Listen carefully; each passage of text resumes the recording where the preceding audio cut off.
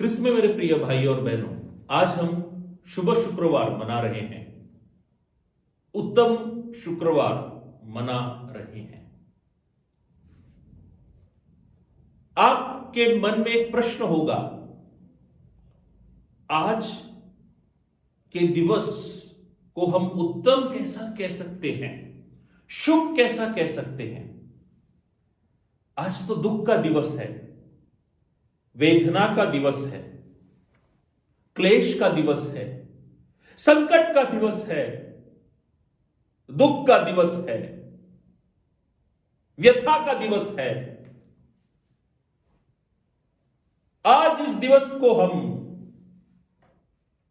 उत्तम कैसे कह सकते हैं?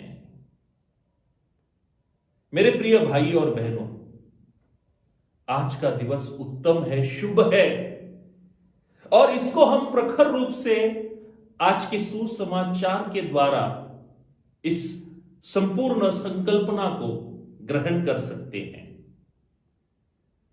हर एक शुभ शुक्रवार के दिवस हम संत योहान द्वारा रचित दुख भोग वृत्तांत पर मनन करते हैं।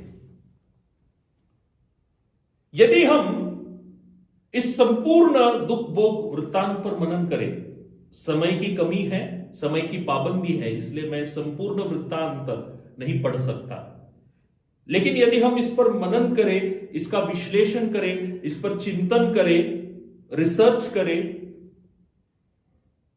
तो हम देख सकते हैं कि समदर्शी शुभ वर्तमानों के मुकाबले इस सुसमाचार में, इस वृत्तांत में ज्यादा वेदना नहीं है।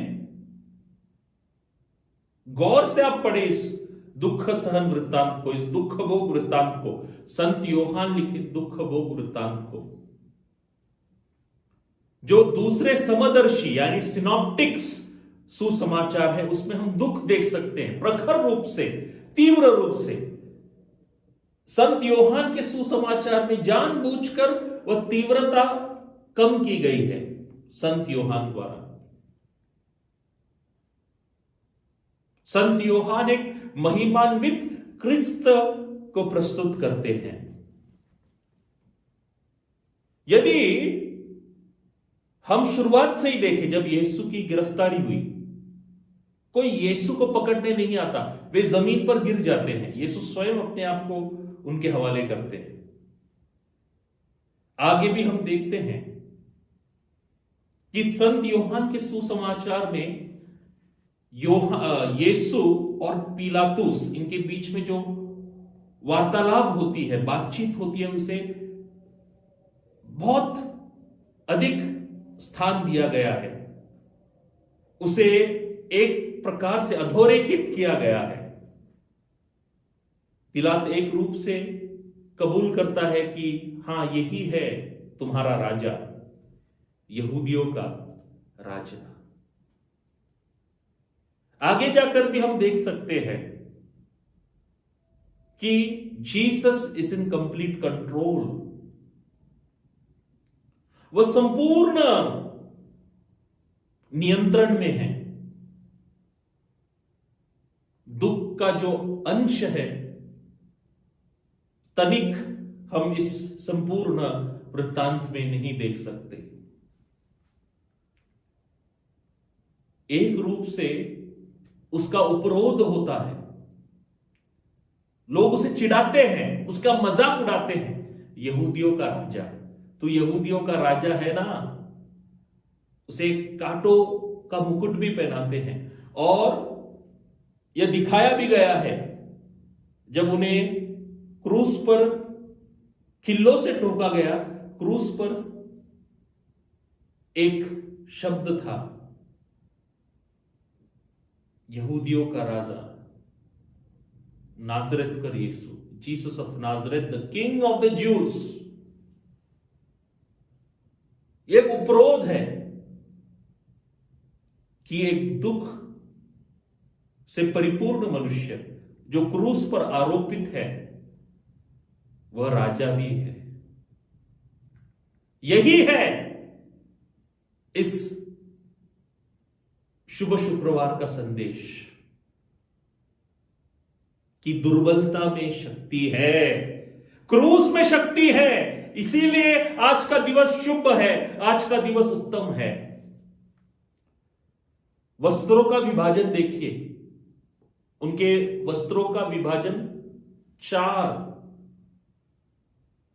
चार भागों में किया जाता है। चार, पृथ्वी के चारों दिशा,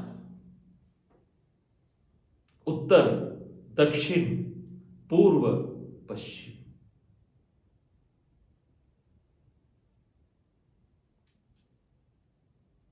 यह निष्कर्ष लगाना आसान है और संत योहान इस बात को सुस्पष्ट करते हैं कि वास्तव में ये जो क्रूस मरण है, ये जो दुख भोग है,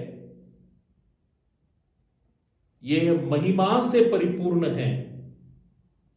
यीशु महिमान्वित है और यही संदेश हमें देना चाहते हैं कि गुड फ्राइडे के बाद, शुभ शुक्रवार के बाद ईस्टर है, पुनरुत्थान का पर्व है। पुनरुत्थान का पर्व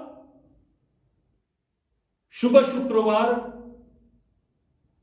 के अलावा, शुभ शुक्रवार को समाविष्ट किए बिना अपूर्ण है। It is incomplete, Easter is incomplete without good Friday.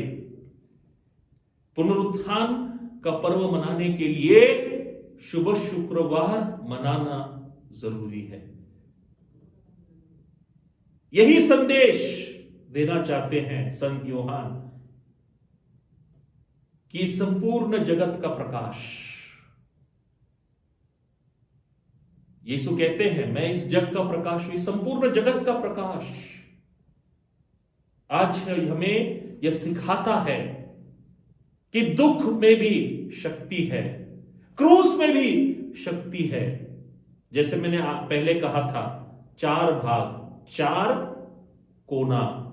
ये जो प्रकाश है, क्रूस का जो प्रकाश है, ये जो पुनरुत्थान का प्रकाश है, जो क्रूस के साथ ही साध्य है, सभी चारों कोने में फैल जाते हैं। क्योंकि एक व्यक्ति का कपड़ा यहूदी मान्यता के अनुसार उसकी पर्सनालिटी है, व्यक्तिमत्व है, शख्सियत है, उसका जीवन उस कपड़े में है। यह प्रकाश सब जगह पर फैल चुका है और इसीलिए आज का दिन शुभ है, आज का दिन उत्तम है, दुख का दिवस नहीं है। क्योंकि इसके अलावा, क्रूस के अलावा पुनरुत्थान प्राप्त करना असाध्य है। मेरे प्रिय भाइयों और बहनों, यह शुभ त्योहार है, शुभ दिवस है, उत्तम दिवस है, अच्छा दिवस है।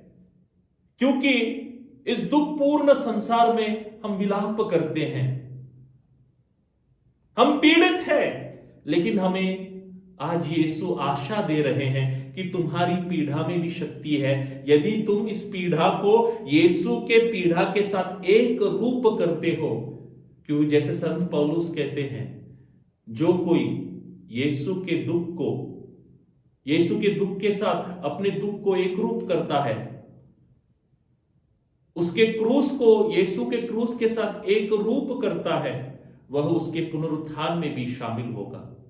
तो आइए इसी क्रूस को गले लगाए और पुनरुत्थान के गौरव को महसूस करें, पुनरुत्थान की ओर आगे बढ़े। आमीन।